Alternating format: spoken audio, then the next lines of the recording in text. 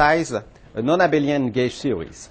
So let me remind you what we started to do last time. We wanted to define what is a functional integral, which will be of the form some integral over the gauge field and an exponential of I over h bar times the action for the gauge field. Okay, and then if you want to compute some observables, you have to add something for the observable. So that's the functional integral for the gauge field. Integral. And I remind you that in fact the gauge field or the gauge potential is in fact, so what I denote by A is just in fact the data of all the A mu A of x for all, both all points in Minkowski space, all mu and all A, where those are Lorentz indices, and those are group indices. And this is space-time, points in space-time. Okay? And we saw that, of course, the action is of the form integral d4 of x minus 1 over 4g times f mu nu a f mu nu a, summing over indices, where f mu nu is just what is called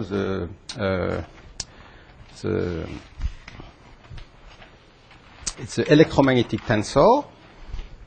So f mu nu a of x is just d mu a nu a minus d nu mu a, and then there is, and let me be careful not to make any error in the normalization, there is an I factor, I think, and then there is I never remember if it's a plus I or a minus I, but here it is minus I with my normalization, the commutator or the Lie bracket of A mu and A nu. And this is, of course, this has an A index. Okay? Minus. Okay, and the main property of this action, why it is chosen, is that it is invariant under gauge transformation. Gauge transformations. When gauge transformation, in fact, transforms for infinitesimal gauge transformation.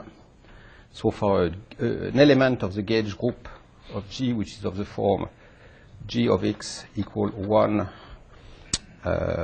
minus or plus I alpha A of x times the generator of the group, then we have that it's a plus I, yes. Then we have that we transform the A of x into an A prime of x, which is, in fact, in that case, is just A of x minus the plus, this is plus d alpha plus d mu, so this is A mu d mu of alpha A. I put the index here. Okay, with d mu, the covariant derivative, so d mu of alpha A is nothing but the ordinary derivative minus I times the commutator or the Lie bracket between the gauge field and the generator alpha of the gauge transformation. Okay? And under such a gauge transformation, the action is invariant. In fact, it is invariant. Okay? And we had this picture that, in fact, now we have this space A of all of all gauge potentials. We had a group G, big group, which was that have all G, where A denotes this, and where a gauge, so G, here G of X is an element of the gauge group, and G will here denote the data of all G of X for all X belonging to space-time. And we had this picture that, in fact, we must not, well, we had, by the action of the gauge group, that in this big space of all gauge potential, the gauge group acts because to any gauge transformation maps gauge configuration A into a configuration A prime. So if I start from an A here, I apply a gauge transformation, I end up with an A prime here. And yesterday, I think I used the notation that, so of course, A prime depends on A and on G under a gauge transformation here. And in fact, I think I will use something slightly different because it will be clearer. I will that this is the image or the representation, or I don't know what. Let us write B. It's another gauge configuration, gauge potential that I call B, and this B is a function both on the original configuration on the gauge transformation you are applying to the original gauge configuration. Okay, so this is a set of all. This is a group of all gauge transformations, and this is the set of all gauge potential configuration. Okay? And the fact that you have this huge degeneracy in this in the functional integrals makes problem because, for instance, the propagator is not well defined, and because all this configuration correspond to the same physical, in fact, configuration. They contain the same information about what is the physics of this gauge configuration. So what we have to do is that we have to choose one way to make a section on this space, and to choose a section amounts to choose a gauge fixing condition. So we have to choose a gauge fixing condition, and this gauge fixing condition, I denoted it by. So in fact, it's a gauge. It's imposed by a gauge fixing function, or in fact, it's in fact a functional of the field, which I will denote GF of A in general. So it's a functional of the gauge configuration. And one example, in fact, is the one is that we can take that the ordinary derivative of the so the ordinary divergence of the gauge field configuration, and we have chosen that it to be, it can be set to 0, or it can be set to some arbitrary function at the moment, is equal to 0. So that's one example of a gauge fixing condition that I will use in the following, because it's one of the most convenient to do calculation. But that's just one example. Okay? And so let us denote it, I don't know, by 1, because it's one of the possible gauge fixing condition we can choose. And we can choose another gauge fixing condition, which will be correspond to take another section. Okay? Like that. This will be the first gauge fixing condition, and this will be, for instance, the second gauge fixing condition. And we want to use this, how is it possible now to reduce the integration over all possible gauge configuration onto an integration over all possible gauge configuration which satisfies this gauge fixing condition GF1. Okay?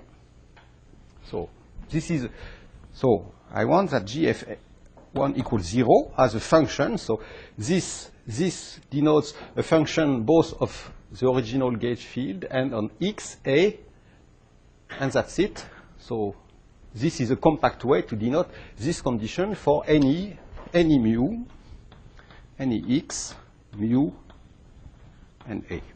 Okay? So it's a compact way to write this. Okay. And in order to do that, I ended up the discussion of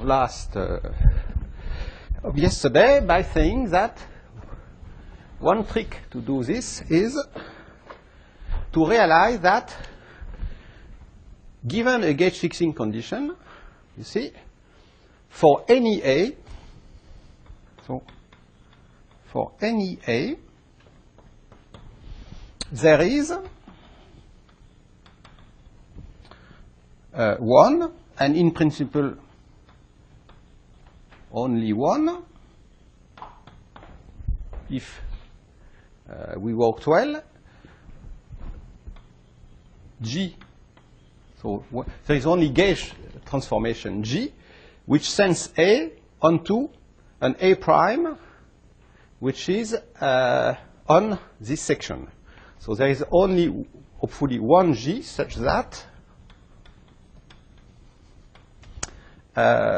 GF1 of the image of A by a gauge transformation G, which is B of A and of G, is equal to 0. So here is A, and here is A prime. So let us denote this. So the G which satisfies this condition, let us denote it by G1 of A. This is G1 of A. So G1 of A is an element of the group which depend on A and, of course, of the choice of gauge fixing condition we have chosen. So that's why I denoted by G1, because if I choose, so then G1 is the G which allows to send A onto A prime on 1, on the section 1, but of course if you choose another condition 2, you will have a G2 different from G1. You see? Okay? But all we need at the moment is to know that there is such a G1. Okay? And then we shall do something first which looks a bit stupid. I have this gauge functional exponential of I over h bar S of A. And then I integrate over the whole. So this is an integral over this big space of all gauge potentials. And now I will integrate over all the groups, the elements of the group of gauge configurations. So I integrate over all the possible gauge transformation G. So this is a huge group. But then I pick up only in this integral the G which is equal to G1, where G1 is a G1 such that A prime is on the section. Okay, so of course this G1 depends on A, but this is obviously equal to 1. This denotes delta functions on the big group G. So you see it picks the big group just the element of the group such that G1 of A is such that GF1 of B of A and of G1 is equal to 0. You see? So G1 is defined by the condition that G1 of A is defined by the condition that GF1 of B of A and of G1, or G, yes, of A, equal 0. Okay? So, yes? On the top line, you have the integral over A. Yes. But on the left, you don't have the integral over A. Oh, I have an integrate over A. This was implicit. It's an integral over all the gauge functions. Okay? So,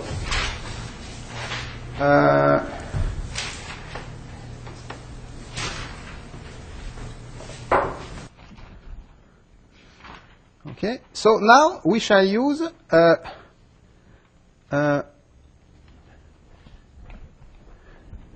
the fact that, in fact, we can rewrite. So you see, G1 is defined by the condition that some function of G1 is equal to 0. You see? So this is, in fact, if you keep that A is fixed, this is a function which tells me that some function depending on A of G1 is equal to 0. You see? And so we can rewrite this as, we can rewrite the delta function of G minus G1 of A as a delta function over the function gf1 of this quantity, which is a bit so this is in fact for a given A a function which is it starts to be a bit complicated, yes, of B of A and of G1 of A. And then I have 1, 2, 3, 3, 2, 1 equal. So I can write this like that. You see, I can say that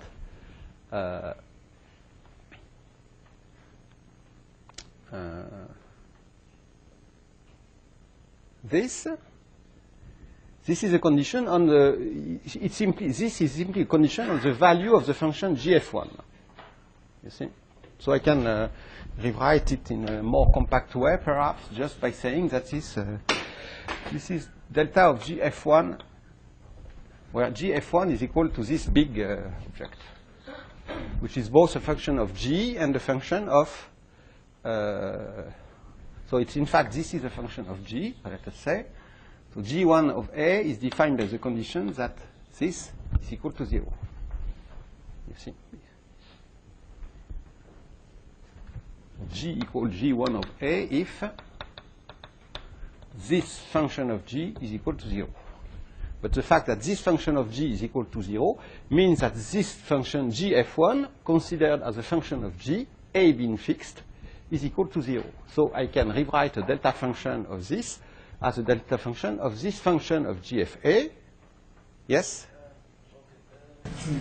Making an analogy with deltas of real functions, in that equality shouldn't that be a functional derivative? Yes. No, there is a derivative, because you know that in general there is something else, because this equation is wrong. And you know, let us make a thought that in general, if you have an integral over just a real variable, and you have some function f of x, which is something like that, imagine that you have a function f of some variable x, which is a function like that. Okay? And this function is such that there is a function, there is a point x naught, such that f of x naught is equal to 0. So this is the function f, this is the point x, and this is the point where x naught, where f is equal to 0. You see? Then you can rewrite anything like the integral over dx of delta of x minus x naught. You can rewrite this as integral dx delta of f of x, because f of x equals 0 means that x equals 0. But if you do that, you must add derivative of f with respect to x in order to, because you are making just a change of variables here by changing x into f of x. This amounts to make a change of variables from x into y equal f of x. And this change of variables, there is a determinant in x. And so x naught, the condition x naught maps into y naught equals 0, of course. But in this change of variables, there is a Jacobian, a determinant, okay, which here is just a derivative. So in fact, in this formula, there is in any formula like that, there will be a determinant which will be the determinant of the Jacobian of this function gf1 considered as a function of g when you make variation of g. So there is a determinant. This is the Jacobian of the function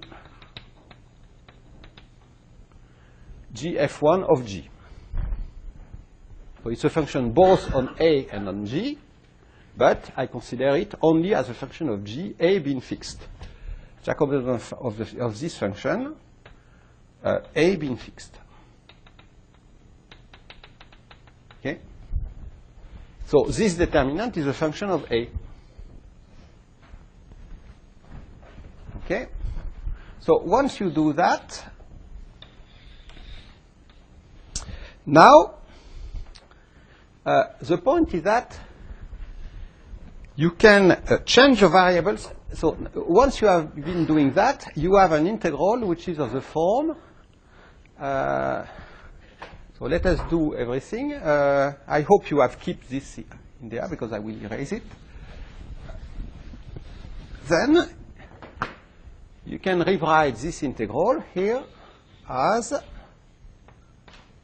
integral over dA, an integral over the group G dg.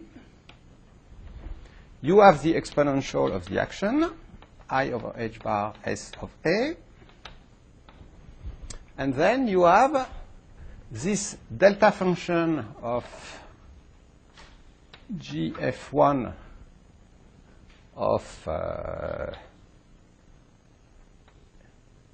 B of A and G, but it's a gauge potential times the determinant of this function considered as a function of G, d de G f1 divided by G. Okay, which is a function of A. So this is a function of A.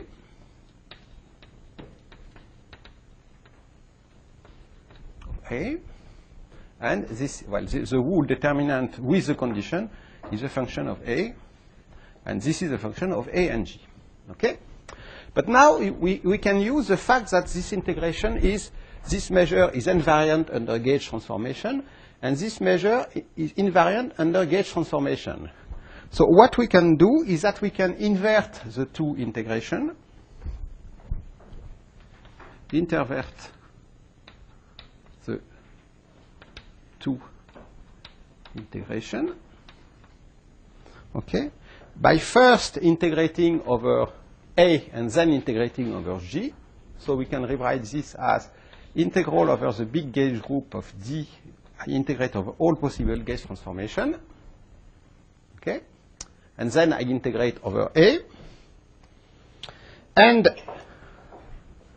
so I intervert the two integration, and then I can make a change of variables for any given A.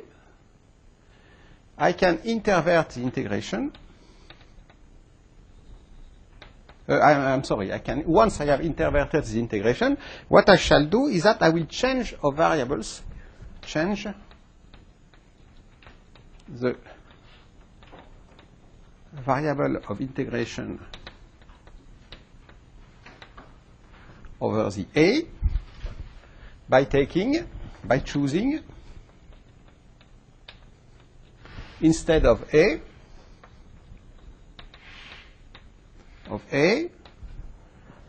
B of G of A and G. Remember that B of A and G is just the image of A by a gauge transformation. So it's also a gauge potential. So instead of integrating over the A, I can integrate over the B's, which I will denote A prime. So I make a change of variables which depend on G. You see? And I use the fact that the measure is gauge invariant and the action is gauge invariant. So what I end up is that I integrate over all the gauge configuration. Now I am integrating over the A prime. The action term in the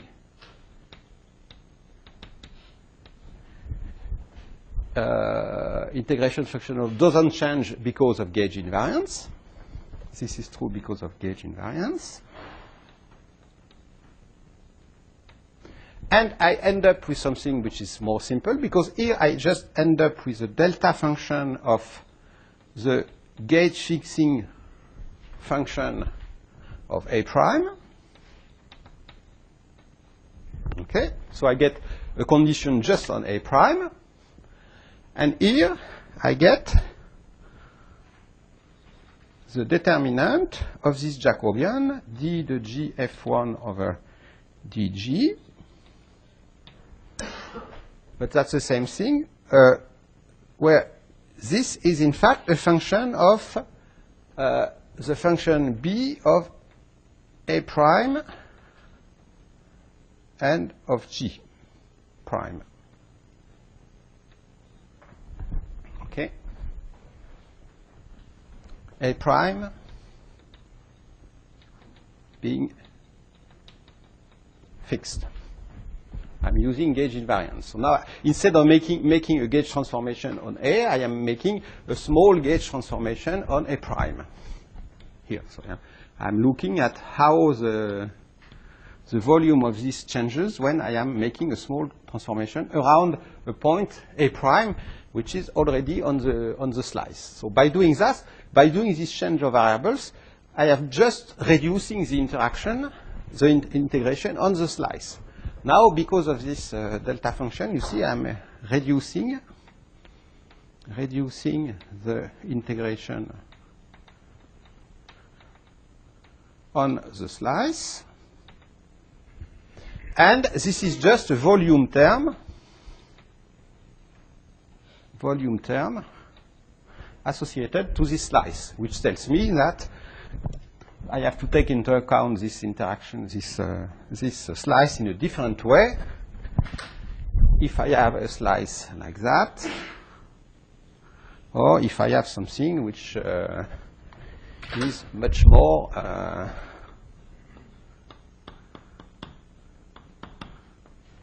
which has a different slope, if you want, I have to take into account that this and this must have the same volume because of gauge invariance. Yes?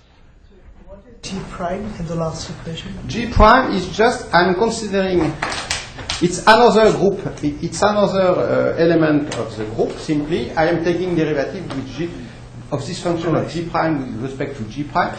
I denote it in a different way just because this is not the variable I am integrating here. You see? Which is just, I am considering the function B of A prime. So I'm considering the function gf1 of A prime. You see? Now imagine that I make a small gauge transformation by a factor G prime, and I consider this function gf1 of the new field, if you want, A double prime, which is the function B of A prime and of G prime. And I consider what is the Jacobian of the transformation, of this transformation with respect to G prime, and that takes the determinant of this Jacobian. But I am taking it at, for G prime equals 0, namely A double prime equals A prime. So it's just, I'm estimating the determinant of some Jacobian, of some function, at A prime. Simply, I'm making a small variation around A prime, and then I compute the determinant. Yes? Of A. How? The determinant. Yes. How is that a function of A? How is it a function of A? I will show you, because I will compute it.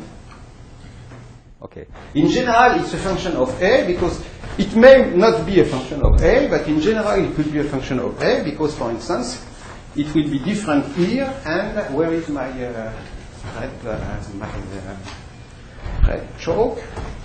It's a function of A. If, for instance, this determinant is different here and here, which correspond to different A. So you see, in general, it can be a function of A, because it will be different here, here, and here. Yes? Can you explain briefly again what you mean by reducing the integration on the slice?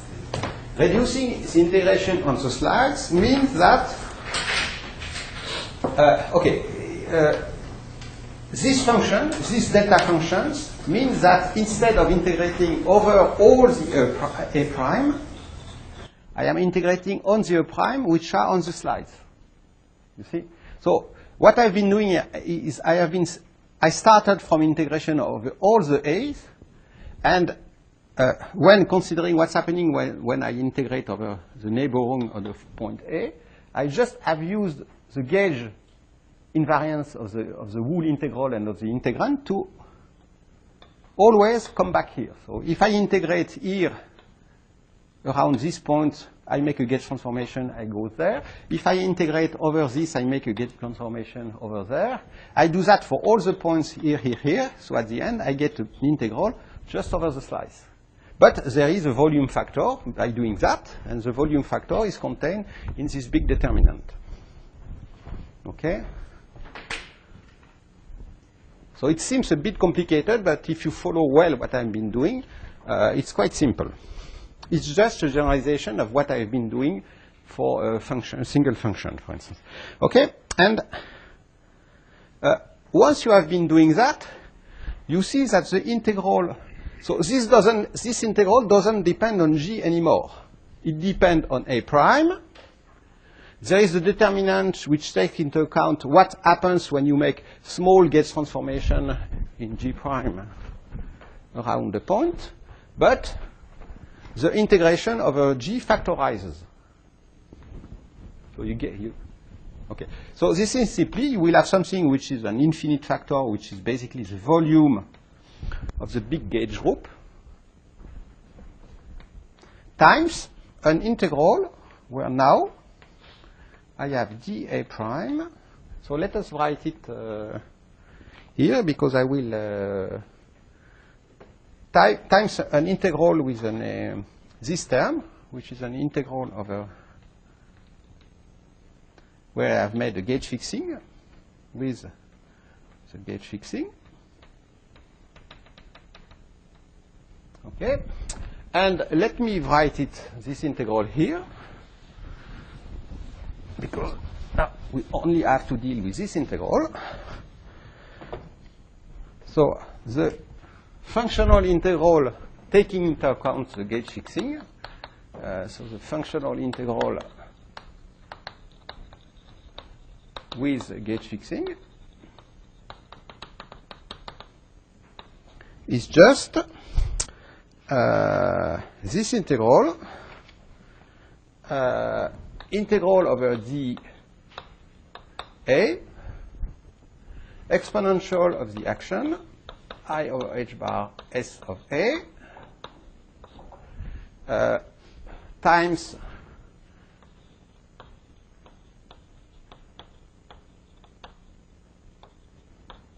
a gauge fixing condition, and times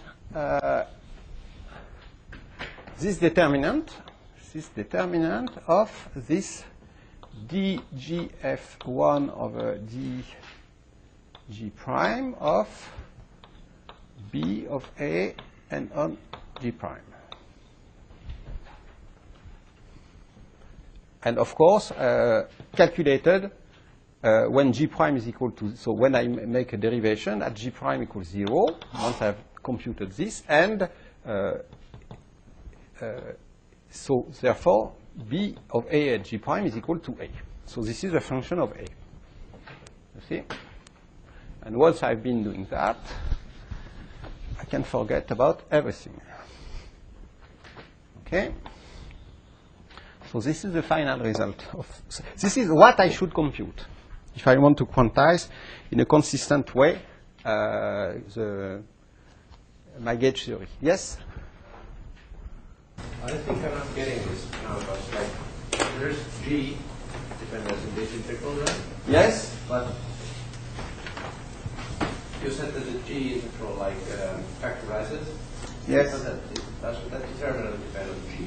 No, this determinant those do not depend on G. G prime is just I'm making a small variation of A. I'm making a small gauge transformation over A.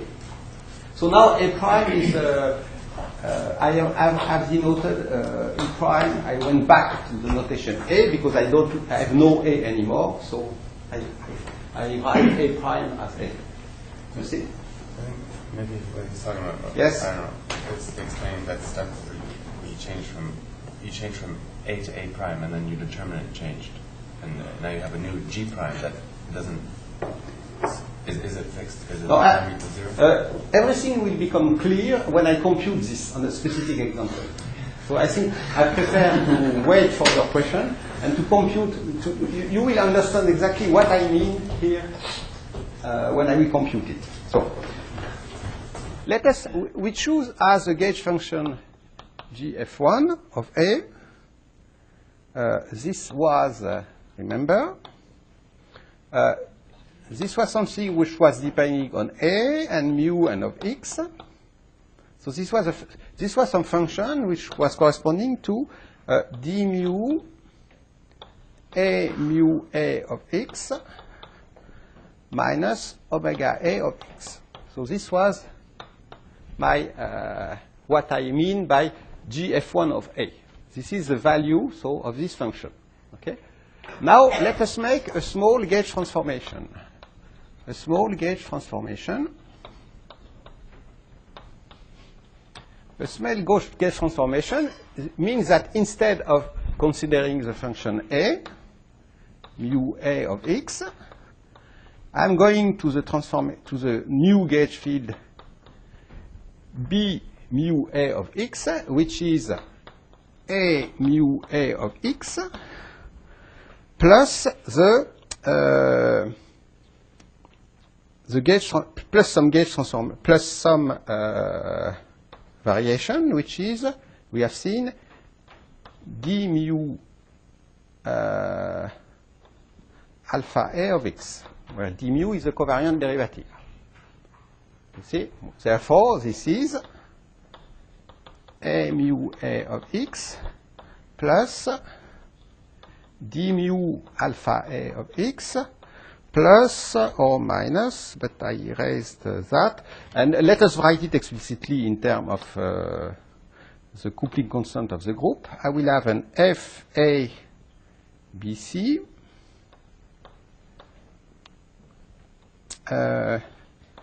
A mu B of X alpha C of X. Yes? Do you mean G prime is equals to 1? So On I the take a small determinant. transformation, so I mean that what I call G prime of X is 1 plus alpha A of X. Right. But CH. you wrote there 0. G prime is 0 in the determinant. Oh, I'm sorry, that's G prime is 1, yes. G prime is the identity, yes. So I make a spherical transformation, so I take a G prime, which is 1 plus some alpha A of X here. You see? And then the B of A is just given by this. Okay? And what I mean by the Jacobian is, okay, so this is the variation for BA. So what is GF1 for this small transformation? GF1 of B is just GF1 of A, but I assume that A satisfies this gauge fixing. You see, in this transformation, I assume, and I take I take an A such that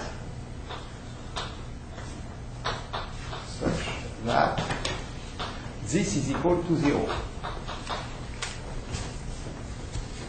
Because I am here. Okay?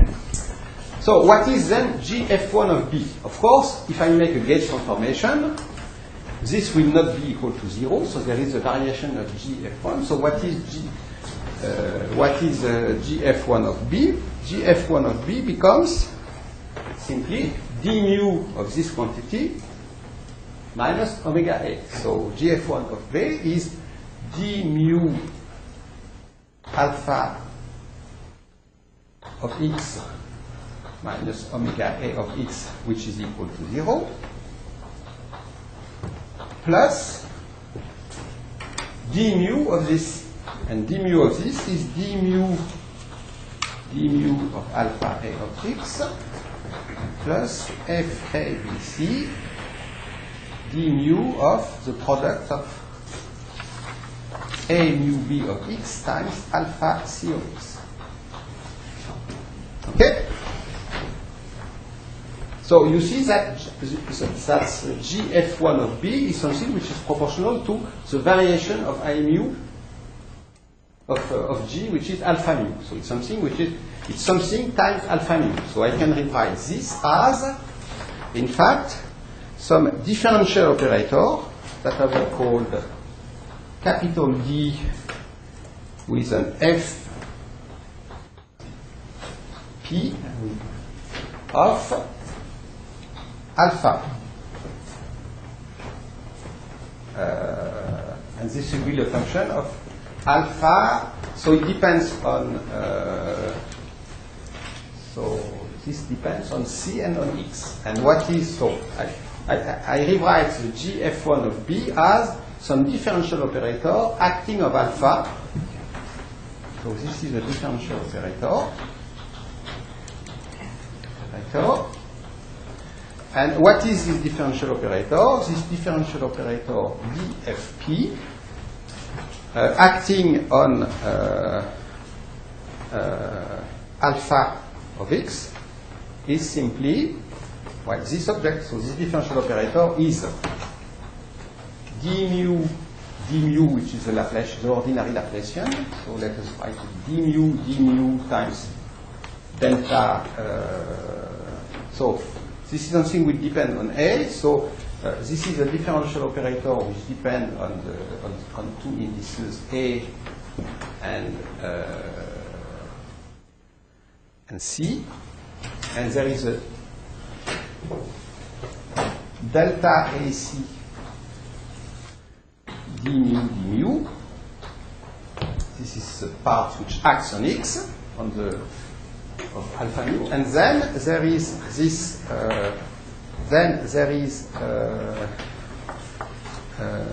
FABC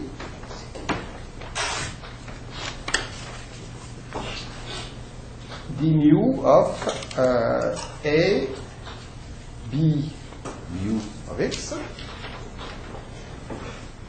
And now I will write this because I don't need it anymore. Sorry, Francois. Yes? Three typos. Typos. Have you yet finished? Yeah, the second last line is missing an A. First term is missing an A. There's Oh, yes. I'm sorry. This is And, d mu A. This is d mu A mu. and the Faddeev-Popov operator is missing indices AC. Yeah, so this is, I'm computing, so this operator, let me rewrite it. Yes. Well, okay, so I can rewrite this object as, you see, this is a differential operator acting on alpha of x.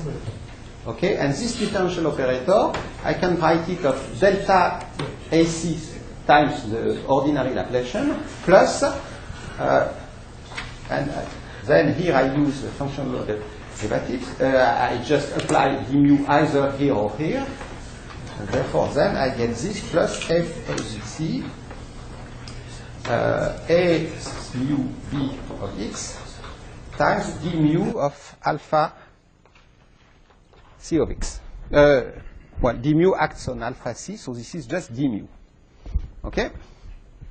So I have a differential operator. Okay? which depend on the group indices of the generator of the group, and which acts on the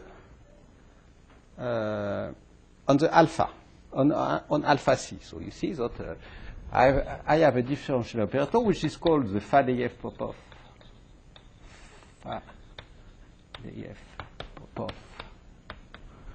operator,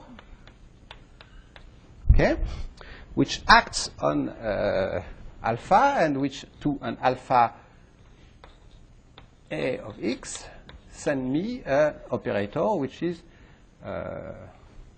beta A of x, which is d Faddeev Popov alpha AB times C, let us say with my notation, alpha A alpha C of x, with the differential operator defined in this way.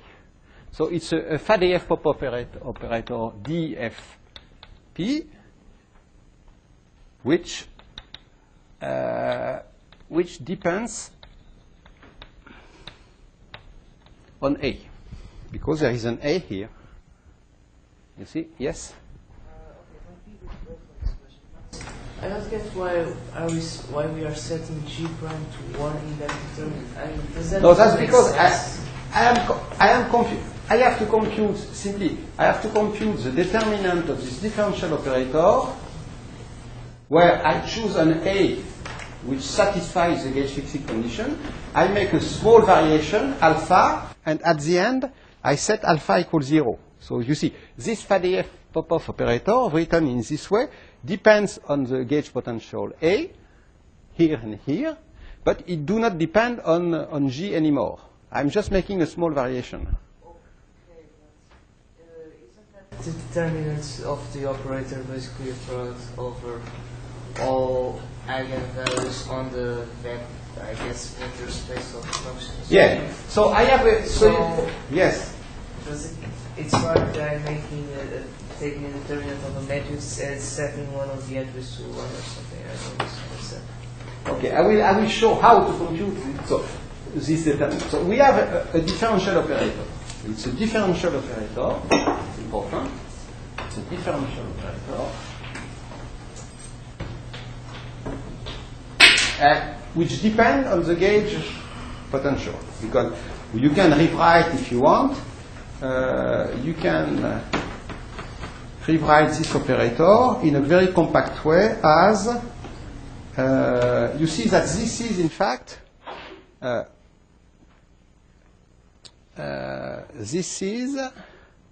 these terms, and here you have a term and a term which are in fact contains the covariant derivative.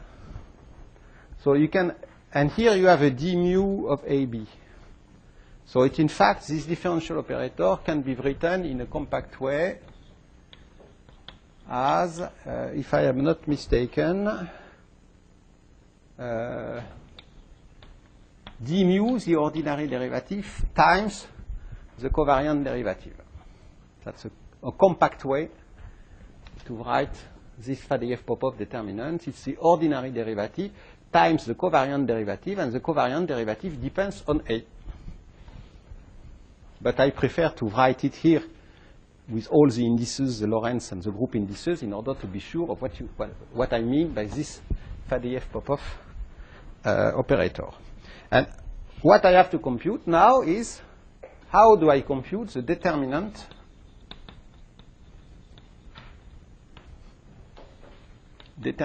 of this Faddeev Popov operator? Because it's a differential operator, so it's an object which is complicated. It's not a matrix. Okay? And now, one important remark. This determinant depends on A. Okay? It depends on A, so it's a differential operator. It depends on A, mu A of x, and it depends on the structure constant of the group. So it depends on the group structure of the theory. And you see there is one important case, which is except for the group U1, where, of course, for a U1 group, there is gauge potential, but FABC is 0.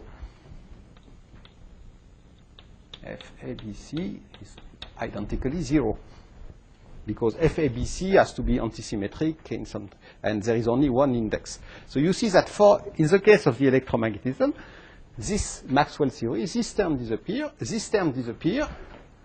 and the Faddeev Popov determinant is some complicated determinant. It's a determinant of the Laplacian, but it do not depend on A. So for the Maxwell theory, you don't have to care about the Faddeev Popov determinant, and you can carry on quantization just by choosing a gauge fixing condition like this one, and then quantizing your theory. So for Maxwell theory, fix a gauge and compute. You see? But not for a non-abelian gauge theories. For a non-abelian gauge theory, you have to take into account this determinant and compute the physical quantities taking into account this determinant. If you do not do so, the final results will not be gauge invariant. And if it's not gauge invariant, you will have a lot of problems because you will have coupling between the unphysical mode and the physical mode of the theory. Okay? So, I'm going slowly. So, now here is the beautiful trick how to deal with this determinant, which is called, which is due to Faddeev and Popov, I think, which is to use anti-commuting fields. Because remember that I've stated in the lecture of last Friday, we used anti-commuting Grassmann variables to quantize fermions. And they were very useful. They were not only useful, but compulsory to quantize fermions because those variables anti-commute, and therefore they are needed to, in order to get the Fermi statistic for fermions, where field operator and annihilation operator of fermionic modes anti-commute instead of commuting. Okay? But then we shall use here these anti-commuting fields in a somewhat tricky way, just to compute a determinant. Because you have seen that, we have seen in the lecture, and you have, I think, seen in the tutorials too, that when you make a Gaussian integration over anti-commuting variables, you get a determinant instead of 1 over a determinant or 1 over the square root of the determinant when you integrate over real or complex numbers. Okay? So, here is the trick. Yes? This is a slightly philosophical question. Yes. When you say compute, what do you mean? Because I compute by the rules of integration and derivation in a Grassmann algebra. So I compute with some computational rules. Okay. Okay? You always compute in a mathematical sense. Yeah. You are given a set of rules, Okay. and then you compute with those rules. Okay? So we have seen that. So let me introduce two anti-commuting fields which are conjugate each other, which we will call. So I will introduce a field C, which is in fact the data of, so CA of X. So I have one anti-commuting field for each point of space, so it's a field, time, and one for each group generator. So for SU2, I have 3 such fields. And those fields, I will call it the ghost field. That's how they are denoted in the literature. They are ghosts because they are anti-commuting, so they don't behave as ordinary either living beings or ordinary numbers. Okay? And I introduce remember that you need a conjugate. You need 2 conjugate Grassmann variables in order to get a determinant. So I introduce a conjugate field, which I will denote CA of X, which is called the anti-ghost. Okay? Field. Okay? So these are just names, fancy names, and denomination for anti-commuting variables. So they are anti-commuting. Okay? So, in particular, any products of those objects anti-commutes. Exactly like the fermionic fields. Yes? In the Maxwell theory, we have no structure constants. Yes? But our Faddeev-Popov operator looks like that Yes. second derivative. Yes. Wouldn't we need to compute the determinant of that second No, you don't need to compute it because you have a determinant which something which does not depend on A. So you can factorize the determinant out of the functional integral. It's just a normalization term, the functional integral. And when you are computing matrix elements of operators, you always remember computing a ratios of two functional integrals. So anything which comes out is just a normalization. You change the normalization of the functional integral, and you don't have to take this into account when you compute expectation value of operators. Okay? But now this depends on A, and therefore we have to compute this object. Okay? Yes? Are those related to negative norm states, which we also call? They will be related to negative norm states. But I'll come to that later, probably tomorrow. Okay, so now we use anti-commuting fields, and now we use a magic formula to compute determinants of anything in terms of Grassmann integrals over conjugate variables. And I write simply that the determinant of this Faddeev-Popov operator, which remember Faddeev-Popov determinant, which remember depends on A, I write it as a functional integral over the field C bar C of exponential of I d4x C bar of x minus, so I put a minus, so that's just a normalization of this Faddeev-Popov determinant dfp of C of x. Okay?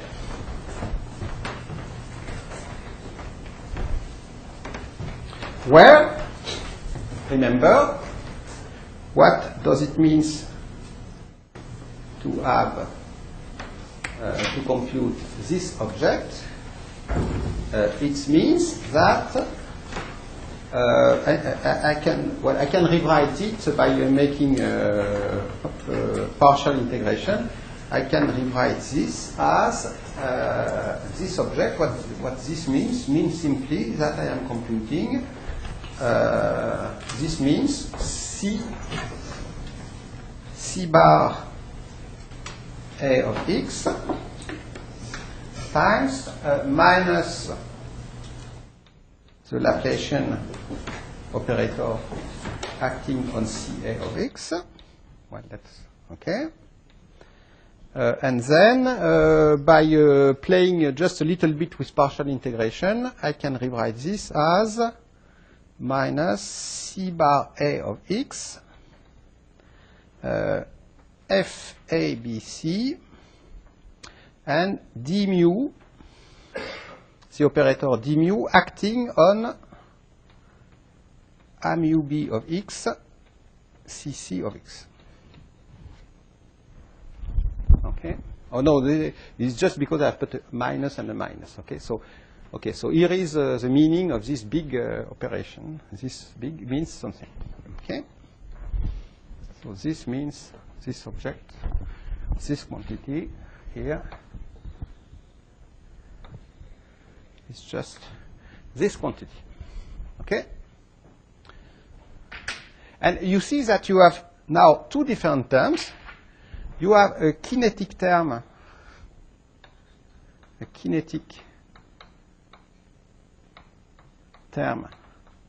from the ghost and the anti-ghost. It's like the Dirac term psi bar d slash psi, except that here I have C bar minus the Laplacian times C of x, and I have an interaction terms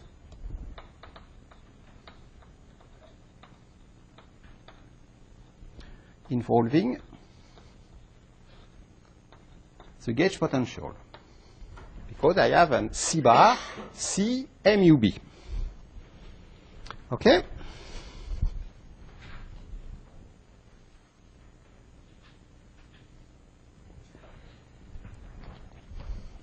So you see immediately that, in fact, you will have in your you can do perturbation theory involving those gauge fields. Simply, you have now, and I can erase that because all what I need is this quantity. You see that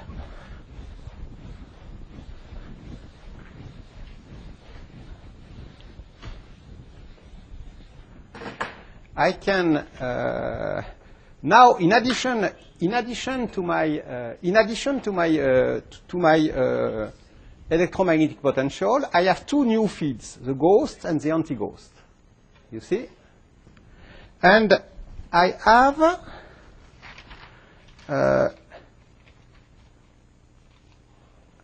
now that the ghosts obey. You can now do perturbation theory. What is the propagator for a ghost? Remember, what is CA of x, C bar B of y? I will denote it by, so I will denote the ghost propagator by a dashed line. The ghost carry some group indices, and this is simply that's the same operator than the operator for a massless scalar particle. Yes? Expression for terminal, is that the definition? So you can take, we have seen that the determinant of any quadratic form can be written as a Gaussian integral of the anti-commuting quantities of the exponential of this quadratic form. That was Monday's tutorial. That's right. So this is true for any. We have seen that for any matrix D, let us say Dig, we have seen that determinant of Dig can be written as D theta bar, theta I, D theta bar I. Time exponential minus, I don't remember exactly the order, but it's not very important, Dig theta I. I think this was theta I. Okay? We have seen that it's a general formula for any matrix. So it's true in particular for this big matrix which corresponds to a differential operator. So I just apply the reference. But why do we have an extra I now? Oh, that's because if I put an I, then I will have the determinant of I times the determinant, but the I factors out. So it's just, you can write that this is proportional to with the coefficient will contain some I. But as I said before, this coefficient drops out. So it's just to have, if I hadn't put an I would get at the end exactly the same result, but it makes the calculation more consistent with what is done in Minkowski space. So it's just a choice. Okay. So with this, I get a propagator for the gauge field, which is simply the same than the propagator for a massless scalar particle. So I get k squared minus I epsilon in Minkowski space. So it's the same than the propagator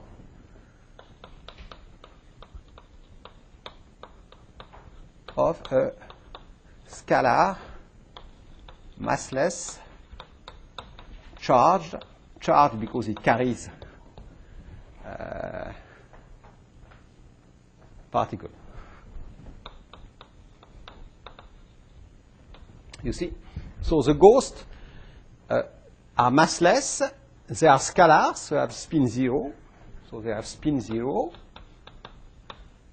they have charge because they carry charges of the group, of the symmetry group.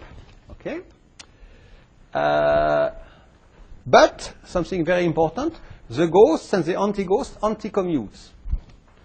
And this means that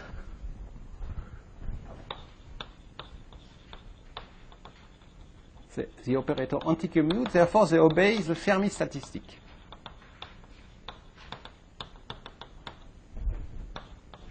So they definitely are unphysical particles because they do not obey the spin statistic theorem. Okay? And now you have an interaction term between the ghost and the anti-ghost, and this interaction terms, in fact, is exactly the same as the interaction between a gauge field and Dirac fermions. You see, you have an interaction which is C bar A mu C, except that you have the coupling is slightly different. And if I am writing the interaction, so this is a propagator for the interaction of the ghost, I have a term which behaves like that. You see? If I have a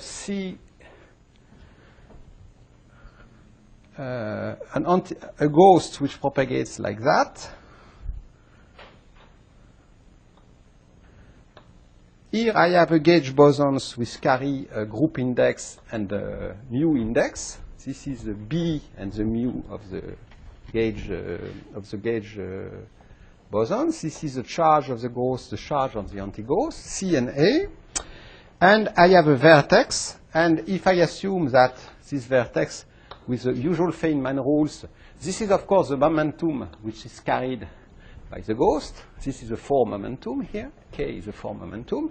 Here, if this ghost carry a momentum,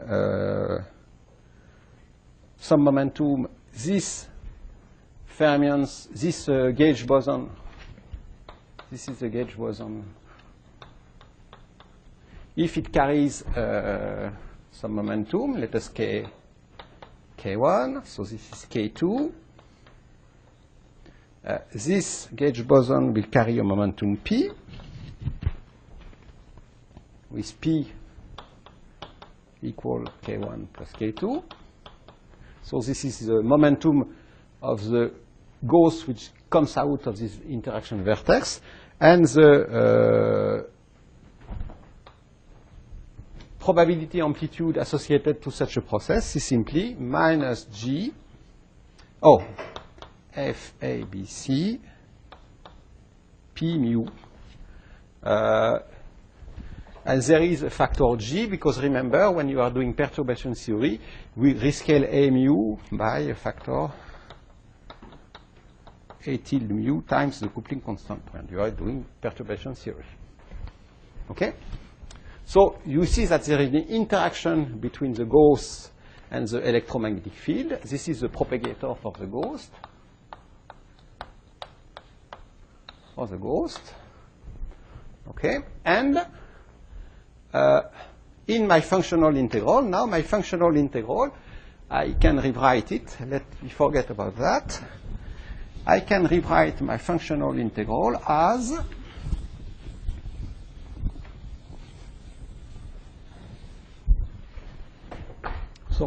the correct way to quantize the gauge theory is to write the functionalist integral as an integral over the d A mu, an integral over the ghost field A and the anti-ghost field A, and to have an action which is exponential of I over h bar times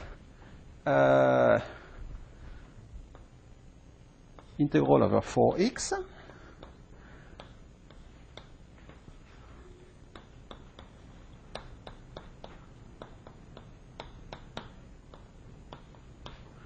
terms which describes the interaction of the gauge bosons plus terms which describes the interaction of the ghost field with the anti-ghost field So this was CC of x. Okay. And here I have this FADF Popov this operator, which is d mu times d mu, well, write it like that, d mu times d mu, where d mu, in fact, depends on A. Okay? And I have, in addition, remember, the gauge fixing condition, because I had to introduce the gauge fixing condition, and the gauge fixing condition was that delta of d mu of mu a of x minus some omega a of x was equal to 0. Okay?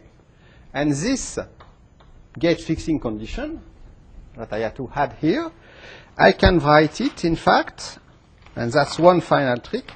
Remember that you can always write a gauge fixing condition as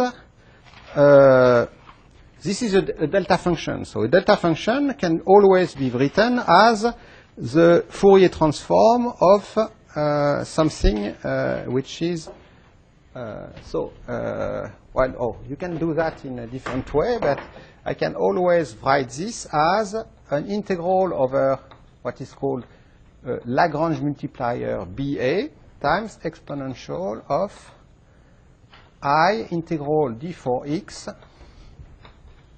BA of x d mu a mu a of x minus omega a of x. Okay? I can always rewrite a delta function as the Fourier transform of the exponential of b times. So this field b now is, this BA is what is called a Lagrange multiplier, or an auxiliary field. Okay? But there is another trick. So either you can formulate this integral by integrating over b and adding this term to the action. So I can rewrite this as a big functional integral where I have an auxiliary field BA. And then I add to this a term which will be plus BA times d mu a mu a minus omega a. But this field, in fact, is an auxiliary field, so it has no kinetic term. It doesn't propagate. So another trick is, in fact, you see that here it depends on WA, and the final result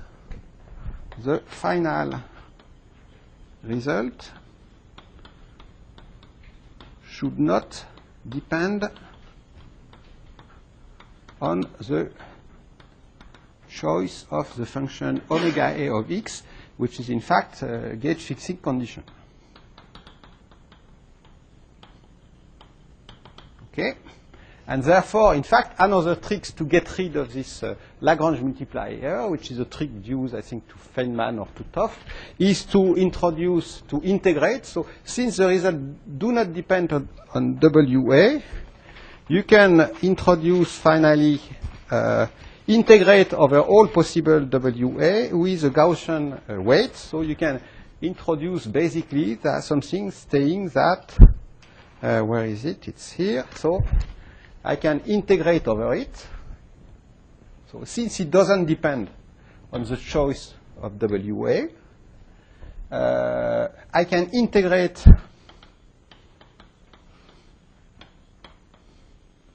over WA by a weight like d of WA of x times exponential minus I d for x omega A over x divided by some zeta. So zeta is a real parameter. And the result should not depend on zeta. And if you do that, you can either, so if you do that, you don't need to do any WA because you simply you integrate over WA with an exponential of something quadratic in WA with a delta function of d mu A mu x minus WA of x. So if you do that, at the end, you end up with an action which will be of the form, and I will end up here the lecture.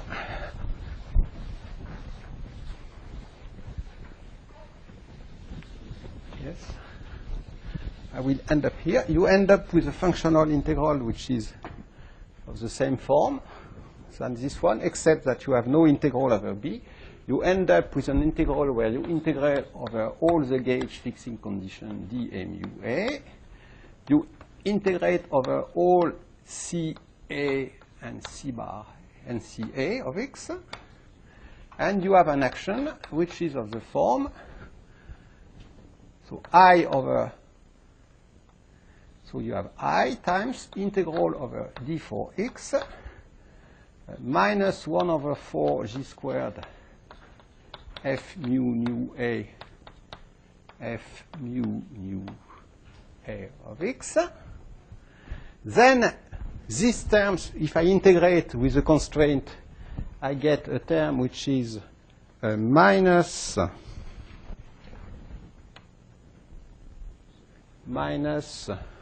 oh, and I can normalize with the factor g, so I get a minus 1 over 2 zeta g squared d mu a mu square. So this is the action for the gauge potential, and then I have to add to these terms the action for the gauge field, which for the gauss, which are within C R A d mu. Well, I write it in a very, so this depends on A, of course. Depends on A times C. Okay. Yes? Maxwell term should be with minus I over H, and there's so minus there is I set in this calculation at some point, I've always set as usual H bar equal 1. Okay?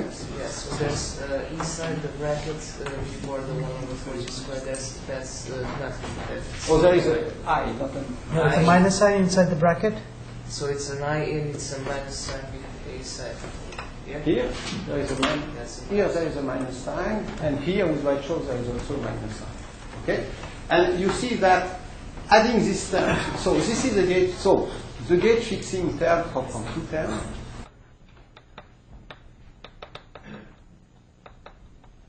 I have here a gauge fixing which makes the propagator of the gauge field well defined. And here I have the coupling with the Gauss field which makes everything gauge invariant. And if you do that, and finally I think if you give me just 2 minutes, with this new term, the interaction, these terms just make a change in the propagator of the gauge field. The propagator of the gauge field is now, so the propagator is the gauge field, remember. The gauge field carries both Lorentz indices because it has a spin, and color and group indices because it carries a charge. It has a momentum k. And the propagator of this gauge field is now delta AB because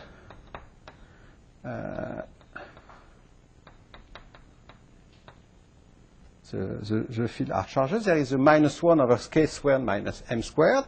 And now, if you compute with this zeta, with this coefficient here, you find that the propagator is now h mu nu. H mu nu is the tensor metric of Minkowski space, and plus zeta minus 1 times k mu divided by k squared.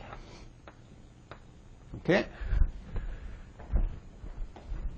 So you see that because we have introduced this gauge fixing parameter, the gauge fixing integrated, now the propagator of the gauge field is well defined.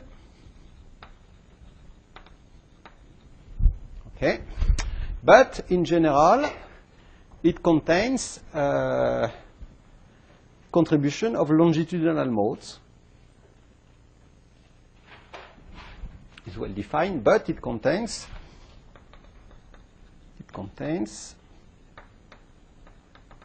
longitudinal modes which are unphysical. Okay?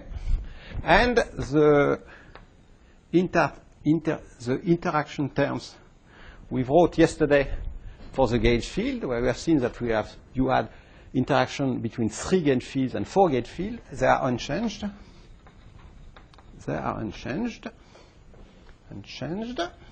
Okay.